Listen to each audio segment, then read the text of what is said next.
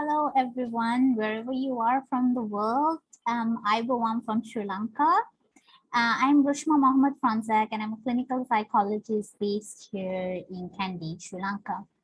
So, what I'm about to share with you is the level 1, week 1 work of my 9-month internship program that I offer through my practice for students who are interested in gathering experience before their masters in any sort of field in psychology, or if you're an undergraduate student, a bachelor's student, undergraduate bachelor's, okay, or doing a diploma in psychology and counseling. And if you're looking to expand your knowledge or skills before you connect to a graduate studies program. So without further ado, I am just going to start. I'm going to share with you the outline of the whole level 1 coursework. Okay, while I open this up. There we go. So this is a brief outline of the coursework. It is 4 weeks long, and each workshop is about 2 to 2.5 hours of work.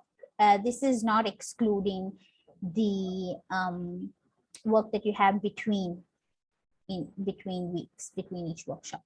So week 1 is obviously the orientation, and we start off with a role play and understanding, peek into an intake interview. Especially the focus is on introduction and welcome and opening when you meet a help seeker. I like to call clients help seeker through my practice, but globally I do understand that we use the word client a lot. So moving on, also in week 1, within that 2 hours, we do have a look at active listening, questioning, note-taking, and a lot more. Note-taking, I don't really focus too much on this, just, touch just a little bit over there, but mostly we focus on active listening. How do you actively listen? What do you need to do to ensure that you're actively listening? And we talk about the 5 Ps. So 5 Ps is a model through which you gather pieces of information from a help seeker throughout your conversation, and you try to conceptualize or make sense of it. Now, when I say you, the thing is that you and the help seeker work together to make sense of whatever they've shared. So essentially, it's more so to help them to make sense of their own experiences rather than us saying, oh, this is what must have happened. Because from the outside, with what they've shared, it may seem like that, but it may not have to be that. Week 2 is a recap of what we did in week 1.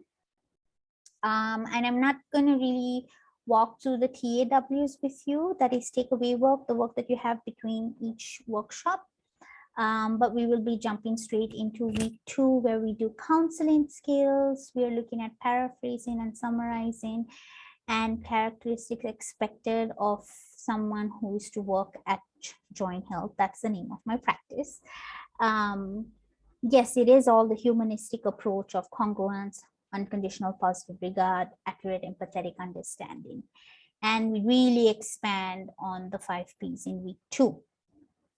Now, a little bit more about this internship is for me to take individuals through a 9-month intensive training.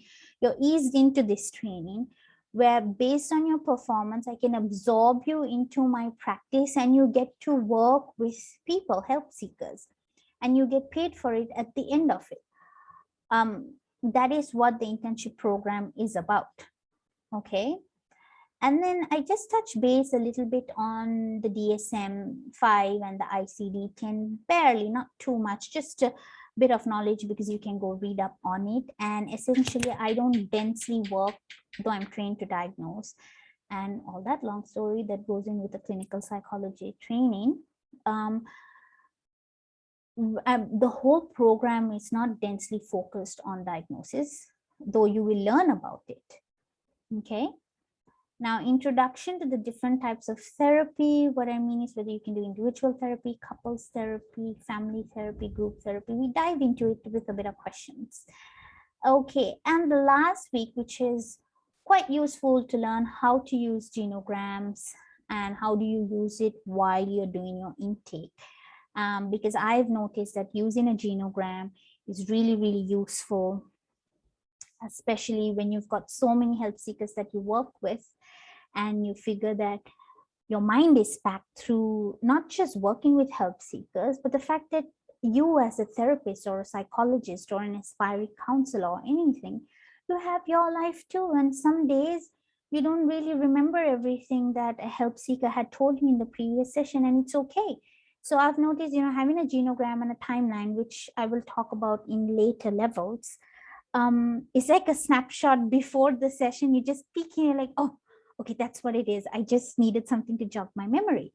And which is why I spend time on doing this and, learning how to do it while you're doing your intake interview.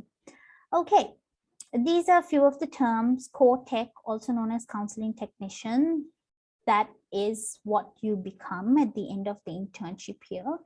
Counseling technician was coined by me and my colleague Shakshini Mathivanan as a role, because you either have a counselor, you have a student, or you have a psychologist and a graduate of psychology. And so we wanted a hybrid, someone who doesn't really diagnose but can provide only counseling support, because some counselors are so experienced, they would be able to do a lot more than counseling support. So that's what you end up doing, little bit like, an RBT, a therapist in ABA, a bit like that. Okay, so with guidance and supervision as a counseling technician, you will be able to do quite a bit as you get the experience, maybe a little bit more than counseling too. Okay, prac view is a practical review of everything that had taken place in the prior weeks. TAW, takeaway work. Okay, I hope this summary of what to expect from level 1 was useful for you.